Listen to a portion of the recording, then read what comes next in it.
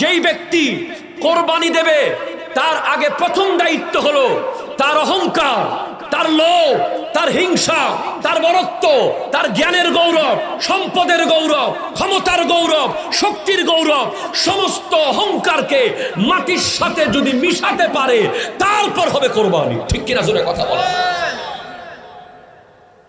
আপনি সমাজের মধ্যে দেখবেন যে অনেক মানুষ কোরবানির পশু নিয়ে প্রচন্ড অহংকার করবে,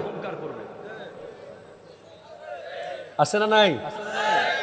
দাম জিজ্ঞেস করলে বলবে তুই কি বুঝবি বেটা, বাজারের সবচেয়ে বড়টা লইছি বেটা। এই দেশগাঁও এর চেয়ে বড় গরু কেউ নেয় নাই। নাই নাই, এখানে নাই, এগুলো সাদের দেশে আছে, যে পৃথিবীতে এগুলো নাই তো আছে না। এরপর আপনি দেখবেন যে কোরবানির পশু নিয়ে আমাদের মধ্যে একটা ভয়ঙ্কর রেওয়াজ হয়েছে, জিতছো না ঠকছো। ভাই এটা কি ব্যবসা নাকি? ভাই আপনি কি করতেছেন? এটা একটা লোক পশু কিনে আনতেছে, আপনি বলছেন আই রে ঠগি গেছে। কি করলো সে? আবার কয় বা জিতছে দিচ্ছে দিচ্ছে। না, এটা হার জিতের ব্যাপার না, এটা আল্লাহর রাস্তায় যেটা আমার রিজিকে ছিল সেটাই দিচ্ছি। ঠিক কিনা জোরে কথা বলে। অনেকে টেকনিক করবে, কোরবানির আগের রাতে নিবে, কয় ব্যাপারীরা যখন ফেলে ফেলে চলে যাবে তখন একটা লইয়া লমু, মানে যেন একদম বাধ্যগত, না দিলেই না, সমাজের মুখ দেখাইতে পারবে না তাই দিচ্ছে না। আপনাদেরকে নসিহত করে যাই, কোরবানির পশু অন্তত এক সপ্তাহ আগে কিনে নিবেন। যদি প্রশ্ন করেন হুজুর কেন কিনবো, এই পশুটা আপনার ঘরে এনে আপনার বাচ্চাদেরকে পরিচিত করাবেন। এটা আল্লাহর রাস্তায় এভাবে দিতে হয়, এটাকে এভাবে আদর করতে হয়, এটাকে এভাবে খাওয়াতে হয়, এটাকে এভাবে দেখভাল করতে হয়, প্রজন্মের পর প্রজন্ম শিখবে। এটা কোরবানির পশু, এভাবে আল্লাহর রাস্তায় আমরা দেব। ঠিক কিনা জোরে কথা বলেন। এবার অনেকে দেখবেন যে কোরবানির পশুর পিঠের উপরে তুলে সেলফি, জবে করার পরে গলা কাটা পশুর উপরে উঠে কোরবানির ডান। যুবক খবরদার, এই সেলফি বাজি এটা ইহুদিদের আরেক ভয়ঙ্কর ভয়ঙ্কর একটা ফিতনা। ঠিক কিনা কথা জোরে বলো। আমরা নিজেরাই লজ্জা পাই, কিন্তু যুবকরা মনে কষ্ট পাবে তাই কিছু বলতে পারি না। অনেক মাহফিলে দেখা যায় যে ওয়াজ করছি 1 ঘন্টা, সেলফি তুলছে 2 ঘন্টা। আমার যুবক ভাইরা কষ্ট পেতেও পারেন, আই এম সো সরি। অন্তত এই সেলফিটা কোরবানির পশুর লগে তুলিয়েন না। জবে করার পরে তার পিঠের উপরে উঠে এমনিতেই ছবি তুলে আপনার দেখতে মন চাইলে রাখতে পারেন, কিন্তু জবে করে দেওয়ার পর এটার পিঠে বসে এটার হাড্ডিটা এভাবে ধরে, মাথাটা এইভাবে ধরে, এগুলো কোনো মজাক করার ব্যাপার না, যে ঠাট্টা মস্কারির জিনিস না। এটা পবিত্র নিদর্শন আল্লাহ, এটা সম্মান রয়েছে। ঠিক কিনা কথা বলে। এরপরে অনেকে দেখবেন কোরবানির গরুর পিছে পিছে ব্যান গাড়িতে একটা কি জানি আসতেছে, ওয়ালটন আছে না নাই? বিভিন্ন ব্র্যান্ডের রেফ্রিজারেটর, ফ্রিজ। কেন? জবে করে ঢুকাই রাখবে, 1 বছর মজুত করে খাবে। কোরবানি নিজে খাওয়ার জন্য নয়, কোরবানি আল্লাহর মেজবান। ঠিক কিনা কথা বলেন। সেজন্য গরিবদেরকে অনেকে দেয় না। আমাদের দেশে এমন চিত্র আমরা দেখি, কোরবানি আসলে 2 তলা থেকে গোশত নিক্ষেপ করে। আই হাই হাই, কিরকম কঠিন নির্লজ্জতা, কিরকম পাষাণ। ওই গরিব মানুষ যে আপনার দরজায় গিয়ে নক করছে, তারও ব্যক্তিত্ব আছে, সেও কারো না কারো বাপ, কারো না কারো মা। তার প্রয়োজন আছে বলে, সে অসহায় বলে তার সন্তানের মুখে একটু তুলে দেওয়ার জন্য আপনার ঘরের দরজায় যায়। অনেক মানুষকে দেখা যায় দরজা লক করে দেয়, গেট বন্ধ করে দেয়, ধিক্কার দেয়, তুই তুকারি করে ঘাড় ধাক্কা দিয়ে বের করে দেয়। এই ধরনের ব্যক্তিদের কোরবানি টুরবানি কিচ্ছু হবে না। আমার আল্লাহ বলছেন লা ইয়ানালাল্লাহ লুহুমুহা ওয়ালা দিমাউহা ওয়ালাকিন ইয়ানালুহু তাকওয়া মিনকুম। আল্লাহর কাছে কোরবানির গরুর গোশত পৌঁছে না, রক্ত পৌঁছে না, একমাত্র অন্তরে তাকওয়াটাই আল্লাহর কাছে যায়। ঠিক কিনা কথা বলেন? সেজন্য কোরবানি করার আগে নিজেকে কোরবানি করুন, নিজের আমিত্বকে কোরবানি করুন। কোরবানি লোক দেখানো ইবাদত নয়। অনেকে দেখবেন সামর্থ্য নাই, এরপরেও ব্যক্তিত্ব অসম্মান হয়ে যাবে তাই সুদের টাকা নিয়ে হলেও কোরবানি কিনে। না, এটা ইসলাম আপনাকে বলে নাই। আপনি আল্লাহকে বলবেন আল্লাহ আমাকে তৌফিক দাও। আর যারা পাড়া প্রতিবেশীরা সামর্থ্য থাকবে তারা গরিবদেরকে সাথে নিয়ে কোরবানি করবে। আপনার গরিব প্রতিবেশী, গরিব ভাই, গরিব আত্মীয়কে বুঝতে দেবেন না সে যে কোরবানি করতে পারছে না। তাকে বাজারের সাথে করে নিয়ে যান, তার পছন্দ মতো পশু কিনেন। কোরবানির দিন তাকে ডেকে বলেন তোমাদের পশুটা জবে করবা না। এই আদর্শ হলো ইসলামের আদর্শ, এগুলো আল্লাহর ওলিদের আদর্শ। আমি আপনাকে একটু আগে বললাম না ইসলাম কি শিখিয়েছে? আমি স্ট্রেঞ্জ হয়ে গিয়েছি। আমার নবী হযরত ওমর, হযরত সিদ্দিক আকবর রাদিয়াল্লাহু তাআলা আনহুমা, এই তিনজনের বাড়িতে কোনো দরজা ছিল না, শুধুমাত্র মেহমানদারির জন্য। যে আসবে সে থাকবে, থেকে খেয়ে দে চলে যাবে। আপনি এখানে আরো একটা গুরুত্বপূর্ণ প্রশ্ন চলে আসে, হুজুর বাড়িতে কোনো সম্পদ ছিল না, চুরি হয়ে যেতে পারতো না? ওনাদের বাড়িতে কোনো সম্পদও ছিল না, যা আসতো মানুষকে দিয়ে দিত। যা খাবার আসতো 3 দিনের মধ্যে মানুষকে খাওয়াইয়া দিত। মানুষকে খাওয়ানো, মানুষের পাশে দাঁড়ানো, মানবতার বহিঃপ্রকাশ ঘটানো, মানুষকে শান্তি দেওয়া, মানুষকে নিরাপত্তা দেওয়া, মানুষকে আমন দেওয়া, দুঃখী মানুষের পাশে দাঁড়িয়ে যাওয়াই হলো ইসলাম।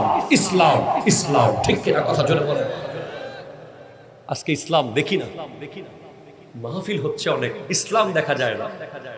আজকে আপনি দেখেন আমাদের এত পরিমাণ মানুষ প্রতিদিন মারা যাচ্ছে। মানুষ মানুষকে মেরে ফেলছে সামান্য জায়গার জন্য। গতকাল একটা নিউজ দেখলাম, ওই সন্দ্বীপে এক মহিলা 3টা বাচ্চা মেয়ে জন্ম দিয়েছে পরপর। 3টা মেয়ে জন্ম দেওয়ার অপরাধে স্বামী তাকে আগুনে পুড়ে ফেলেছে। কি লেভেলের বর্বর!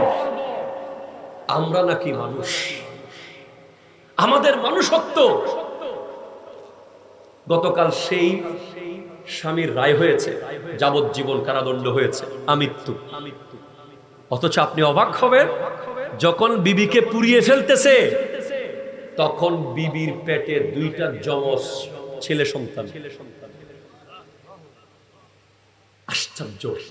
একটু সবর করতে পারে না। 3টা মেয়ে কেন জন্ম দিয়েছে? এই মেয়ে জন্ম দেওয়ার দায় কি মায়ের? বলেন, এটা কি মায়ের দোষ? এর আগে কদিন আগে দেখলেন গাজীপুরে কাপাসিয়াতে এক ঘরের বউকে এমন ভাবে বেঁধেছে। আমি ইতিহাসের ছাত্র হয়েও, জাহিলি যুগ আমি নিজে পড়ার পরেও, জাহিলি যুগে এমন বর্বরতা আমি পড়ি নাই।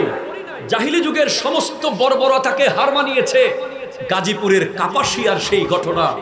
নিজের সন্তানকে নাকি জবে করে রেখে দিয়েছে, বিবিকে হাত পা মুখ টুক বেঁধে জানালার সাথে বেঁধে জবে করে দিয়েছে।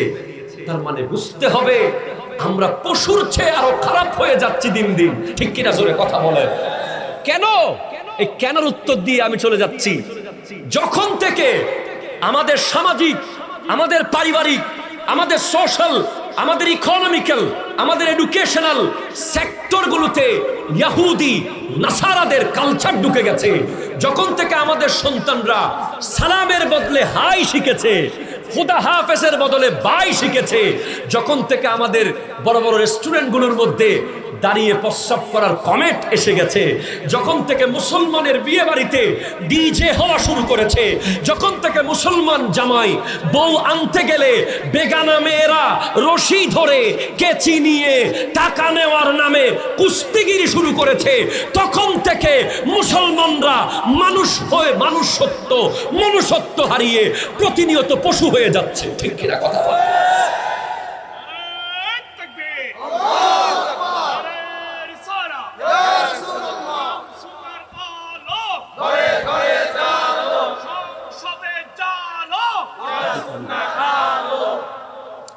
আমি আজকের মাহফিলে আমার গুরুত্বপূর্ণ অগোছালো আলোচনাটাকে এভাবে ফিনিশিং করতে চাই। আমার আল্লাহ বলেছেন, আমি আয়াত পড়েছি শুনতে, ইয়া আইয়ুহাল্লাযীনা আমানু, হে ঈমানদার, লা তাত্তাখিযুল ইয়াহুদা ওয়ান নাসারা আউলিয়া, তোমরা ইহুদি এবং নাসারাকে বন্ধু বানিও না। ঠিক কিনা বলেন? ঠিক কিনা বলেন? ইহুদি নাসারাকে কি বানাবো না? বন্ধু। আমরা ইহুদিদের সাথে কি বসে চা খাইতেছি? জি, তাদের সাথে কি আমরা ব্যবসায়িক পার্টনার হয়েছি? কিছুই হই নাই। এখন তো বাংলাদেশে আবার অনেকে ফতোয়া দিচ্ছে নাকি শুকরের গোশত খাওয়া নাকি হালাল। আমার গত পরশুদিনের মাহফিলে আমাকে একজন দাঁড়িয়ে জিজ্ঞেস করতেছে, আমি জাগাত স্ট্রেঞ্জ হয়ে তাকিয়ে আছি যে এই প্রশ্নের উত্তরও কি আমাদেরকে দিতে হবে আজকের দিনে। দাঁড়িয়ে বলতেছে, হুজুর শুকরের গোশত খাওয়া কি জায়েজ? আনবিলিভেবল অবস্থা। আমাদের দেশে এখন নাকি আমেরিকা থেকে শুকরের গোশত নাকি আসবে, শুকরের গোশতের এলিমেন্টস আসবে। কিভাবে? আমাদের এই প্রজন্মের দিকে তাকান না। এগুলো এক একটা যুগের ইমাম গাজালি হওয়ার কথা ছিল, এক একটা যুগের গরিব নওয়াজ হওয়ার কথা ছিল, এক একটা যুগের শাহ আলী বাগদাদি হওয়ার কথা ছিল। আজকে social media, online game, online জুয়া, অনলাইনের আসক্ত হয়ে আজকে যুব সমাজ আল্লাহর ইবাদত থেকে অনেক অনেক অনেক দূরে। ঠিক কিনা কথা বলেন? সবার কাছে একটাই এইম অফ লাইফ, একটা ভালো বাইক লাগবে। ঠিক কিনা বলেন? একটা ভালো মোবাইল লাগবে। এই দুইটা পেলেই যেন তার জীবন সার্থক হয়ে যাচ্ছে।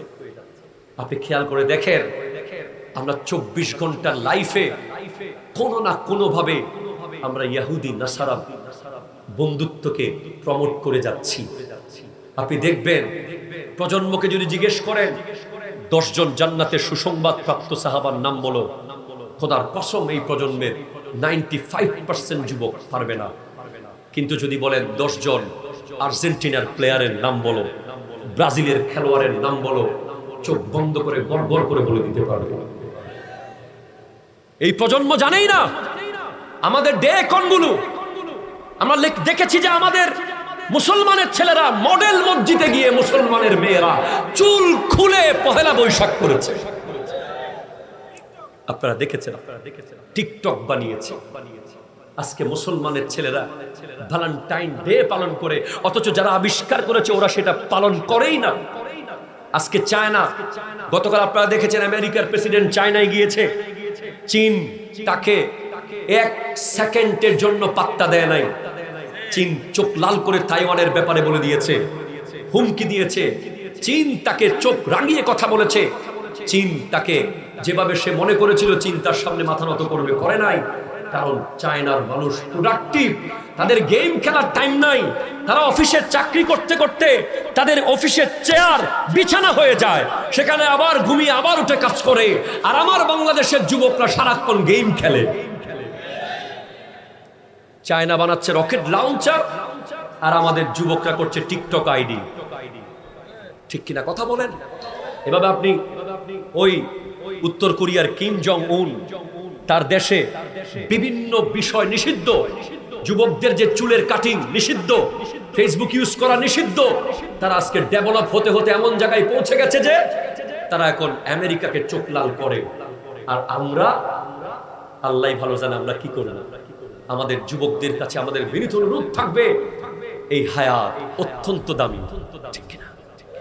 আমরা মরার আগে, আপনি ম্যাট্রিক পাস করলেন না, অনার্স পাস করলেন, না মাস্টার্স পাস করলেন সেটা পরে, কিন্তু আপনার মূল দায়িত্ব হলো আপনাকে ইমানদার হতে হবে।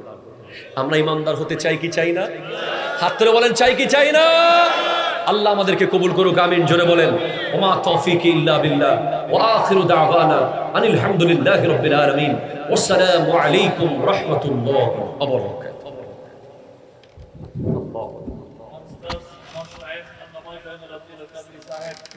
আরো তো ওয়াজ করবার কথা ছিল, এত দ্রুত ছেড়ে দিলেন। টাইম মেইনটেইন করেছেন। সমাজকে নিয়ে যে সংস্কারমূলক অনেক দুনিয়া দরবার শরীফে এসেছিলেন আমাদের আল্লামা সাহেব।